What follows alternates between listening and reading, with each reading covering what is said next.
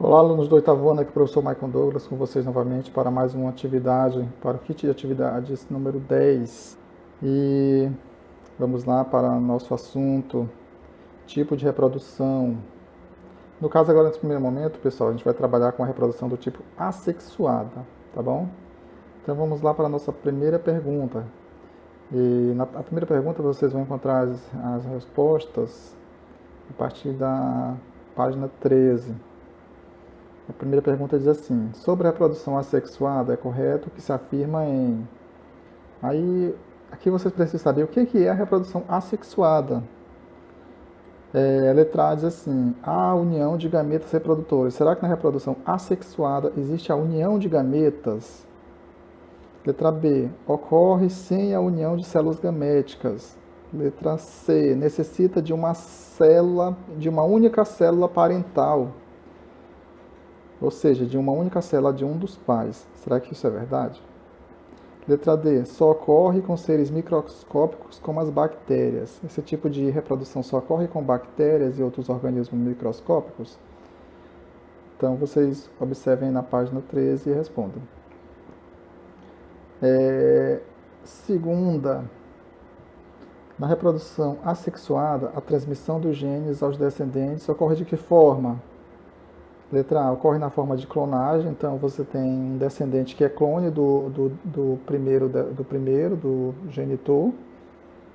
É isso que a letra A está dizendo.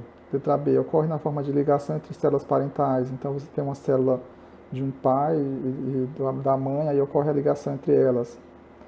Será que a forma de transmissão dos genes ocorre dessa forma? Letra C, permite a variabilidade genética. Será que a reprodução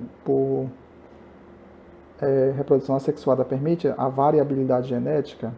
Letra D, permite a evolução pela seleção natural. O que vocês acham? Se no caso é uma reprodução assexuada, será que vai ter variabilidade genética e vai permitir a seleção natural? Marquem aí a que vocês acham que é correta, tá? A partir da página 13. São seres vivos capazes de se reproduzir assexuadamente. Letra A, bactérias, algumas plantas e protozoários, bactérias répteis e anfíbios. Aí, no caso dos répteis, vocês têm, por exemplo, os lagartos, as cobras, as tartarugas. Os anfíbios, você tem os rãs, sapos. Aí, no caso, as bactérias. Aí, no caso, os répteis, será que se reproduzem de forma assexuadamente? Os anfíbios? Letra C, protozoários, alguns mamíferos e plantas. Letra D, fungos, artrópodes e algas. Os artrópodes, vocês lembram, são aqueles animais que pertencem ao reino dos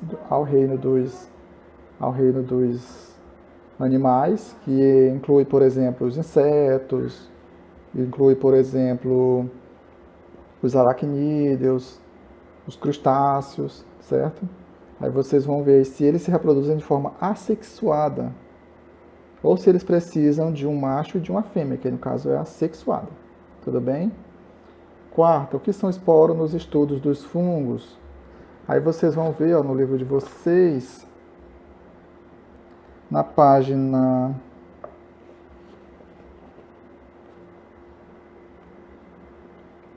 15. Página 15. Quarto parágrafo, aí vocês vão ver lá. Ó. Os fungos podem gerar de forma assexuada células microscópicas chamadas esporos, os quais podem ser levados pelo vento. Quando um esporo cai sobre uma matéria orgânica, como uma fatia de pão ou uma fruta, ele se multiplica e dá origem às hifas. Por isso que você observa com o tempo, aquele pão fica mofado. É porque ali caíram alguns esporos, né, como se fosse uma espécie de, assim, para ficar mais fácil, são uma espécie de sementinhas dos fungos, mas os nomes são esporos. Aí eles caem sobre aquela fatia de pão, aí com o tempo aquele pão fica cheio de mofo. Aquele mofo ali são as hifas dos fungos. Ali o fungo está crescendo naquele pão. Então a letra A, a quarta, vocês copiam aí a resposta, tá? O que são esses esporos? São no caso, células microscópicas liberadas pelos fungos, que podem ser levadas pelos ventos, pela água. Quinta, os fungos somente podem se reproduzir de forma assexuada. Isso é verdadeiro ou falso? Aí lá na página 15, também continuando, no próximo parágrafo, vocês vão ver ó, que ele fala que além da reprodução assexuada, os fungos também realizam a reprodução sexuada. Então, isso aí não é bem verdade, tá bom? Então, vocês observem aí na página 15. Sexta, explica a diferença da reprodução assexuada para a reprodução sexuada. Na reprodução assexuada, que é o tema aqui da aula de hoje, a gente tem que um organismo, pessoal, ele cria uma cópia de si mesmo, tá bom? Então ele é geneticamente idêntico ao organismo que deu origem.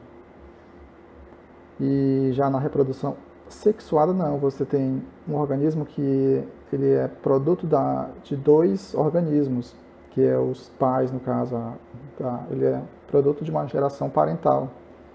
Então ele precisa da célula do pai, da célula da mãe, para que esse organismo possa ser concebido.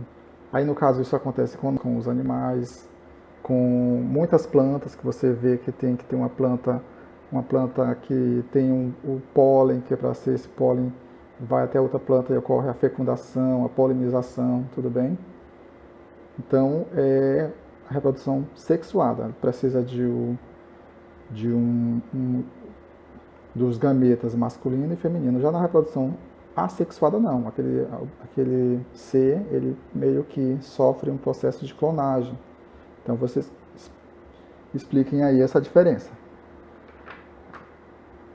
A página 17 ele vai falar sobre a reprodução sexuada, então vocês têm como definir bem. Na página 17 ele até demonstra a questão, dá um exemplo ali de a fecundação que ocorre com um casal de cães para dar origem a um outro cãozinho. Aí tem o espermatozoide do cachorro, o macho, o óvulo da fêmea, aí ela vai, sofre o processo lá de fecundação e aí dá origem ao filhote. Tudo bem? Sétima, explique a reprodução assexuada por brotamento, que é quando aquele ser, pessoal, ele cria ali, em torno dele, ele cria um broto. E aquele broto cresce e vira um ser identicamente ao anterior. Então é uma espécie de brotamento que ocorre, por exemplo, no livro de vocês, dá o exemplo na página 16. Nos corais, nas esponjas do mar, que você tem lá uma esponja e aí nasce um broto, e aquele broto depois se desintegra e vai lá crescer e virar uma outra esponja. Aí vocês explicam direitinho aí sobre essa reprodução assexuada por brotamento, tá bom? A reprodução onde é criado um clone daquele ser através de um broto. Tudo bem? Aí a gente encerra com a sétima questão, essa atividade. Qualquer dúvida, vocês me chamem no PV do WhatsApp. Até mais. Tchau.